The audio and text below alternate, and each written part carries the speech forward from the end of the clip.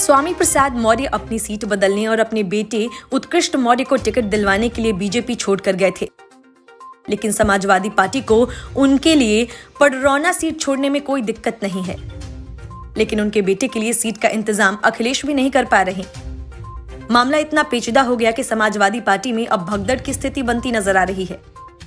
अखिलेश यादव ने भीड़ तो बड़ी जुटाई, लेकिन उन सबको संतुष्ट और एकजुट रख पाना बड़ा सरदर्द साबित हो रहा है।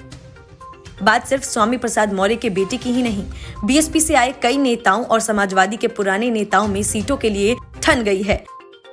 पार्टी में पुरानी और बाहरी की जंग चरम पर पहुंच गई है। वजह ये कि एक सीट के कई दावेदार सामने आ रहे हैं।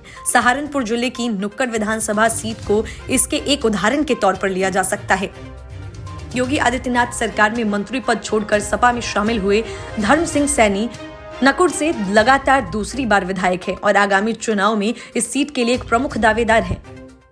उधर कांग्रेस छोड़कर सपा में आए इमरान मसूद भी इसी सीट पर दावेदार रहे हैं।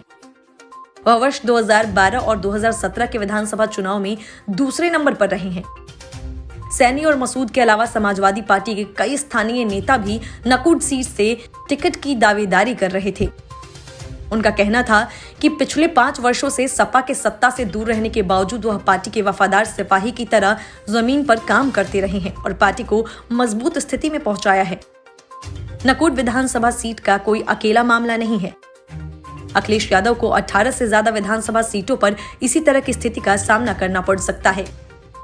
जहां बीजेपी और बसपा के मौजूदा विधायक हाल के दिनों में सपा में शामिल हुए हैं और अपनी सीट पर दावेदारी कर रहे हैं। इसके अलावा अखिलेश ने आगामी चुनाव के लिए 7 छोटी पार्टियों के साथ भी गठबंधन किया है, जो अपने उम्मीदवारों के लिए जिताऊ सीटों की मांग कर रही है। स्वामी प्रसाद मौर्य पडरौना निर्वाचन क्षेत्र से मौजूदा विधायक है। सपा वर्ष 2012 में पडरौना में चौथे स्थान पर रही थी और वर्ष 2017 के चुनाव में गठबंधन सहयोगी कांग्रेस को यह सीट दे दी थी, जो उस चुनाव में इस सीट पर तीसरे नंबर पर रही थी। ऐसे में मौर्य को पडरौना से उम्मीदवार बनाने में सपा के लिए तो कोई परेशानी नहीं होगी। हालांकि उनके बेटे उत्कृष्ट के टिकट पर फैसला अखिलेश के लिए आसान नहीं होगा। उत्कृष्ट 2012 और 2017 के विधानसभा चुनाव में ऊंचाहार सीट पर सपा के मनोज पांडे से हार गए थे। उत्कृष्ट ने 2012 में बसपा उम्मीदवार के रूप में चुनाव लड़ा था, जबकि 2017 में वह भाजपा प्रत्याशी थे। ऐसे में मनोज पांडे का इस सीट पर दावा मजबूत माना जाता है। उन्होंने दलित वोटरों को साधने के लिए हाल ही में बौद्धिक बैठकों का भी आयोजन किया है। बसपा के दिग्गज नेता रहे राम अचल राजभर कुछ हफ्ते पहले ही सपा में शामिल हुए हैं। वर्ष 2017 के चुनाव में अकबरपुर सीट पर राजभर ने तत्कालीन सपा विधायक को हराकर कब्जा जमाया था। राजभर उन गिने चुने बसपा विधायकों में थे जिन्होंने मोदी लहर में अपनी जीत पक्की की थी। ऐसे में वह इस पर दावेदारी आसानी से छोड़ने वाले नहीं। इसका एक नजारा हाल ही में तब देखने को मिला जब उन्होंने अपनी ताकत का प्रदर्शन करते हुए एक बड़ी रैली का आयोजन किया। Bureau report, news of India.